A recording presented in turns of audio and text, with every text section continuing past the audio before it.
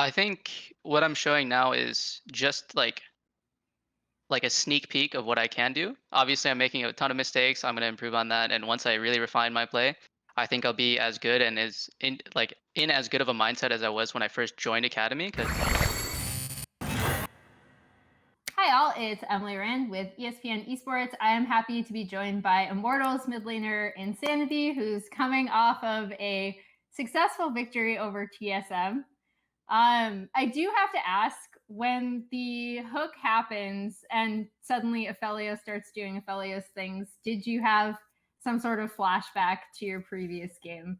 yeah, no, I mean that's exactly what went through my mind. My heart sank, and I'm like, oh no, guys, did it just happen again for the third time now? I feel like I just had deja vu, and I was just so worried. But then I realized they can't really do anything with it anyway. Even though it was like a big throw, it was okay in the end.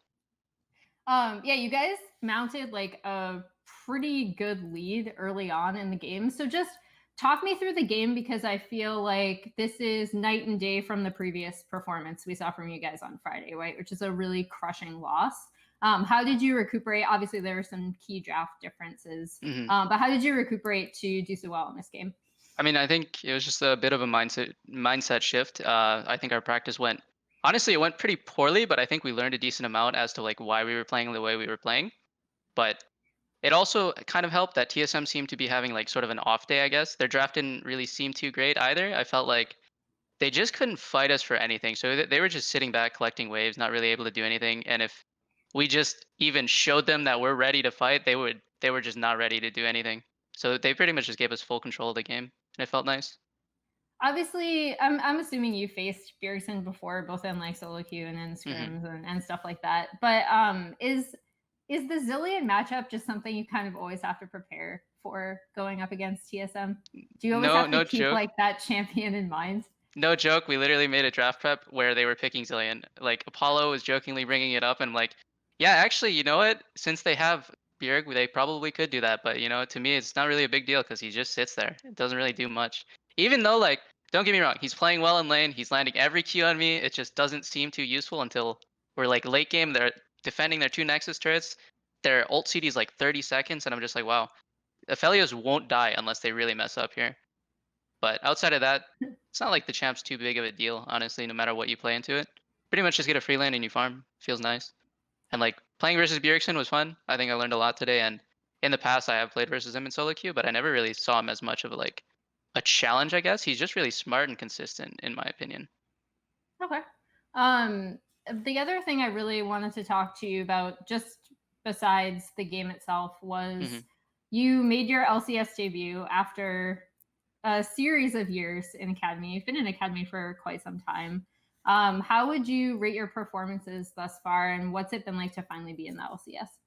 I think what I'm showing now is just like a sneak peek of what I can do. Obviously, I'm making a ton of mistakes. I'm going to improve on that, and once I really refine my play, I think I'll be as good and as in as good of a mindset as I was when I first joined Academy. Because when I joined Academy, my first split was really good. I was playing well. I was very Mhm. focused. It was perfect. But as the time went on, and I felt like I wasn't going to get a chance, I kind of just got complacent. I felt like my play just sort of went downhill. It was just like if I don't feel like I'm learning anything from my competition, I don't feel like I'm gonna perform at my best, right? And that's just like a normal like sport mindset. That's just natural for everybody. If you're not playing versus better players, you're not gonna learn much. You're not gonna be driven to improve. So it was just like natural for me. And then once I played LCS, every time I got a chance to play scrims for LCS, it just felt so good to learn. As like a spark was just lit in me every single time. You get into Academy, you do really well in Academy, but then mid lane is a position that typically North American sides will prefer to bring in a player from another region rather than promote their own mid laners. hmm How does that, like, obviously you are one person, so you're not going to be responsible for a massive paradigm shift in the NA ecosystem, but if you had to give like people advice, or like how does that shift start to happen? Like, how do we get people to believe more in their own talent? I think it starts with the fact that obviously LCS is best of ones. People aren't going to be willing to try out new players in best of ones when literally every game matters. Like Mm.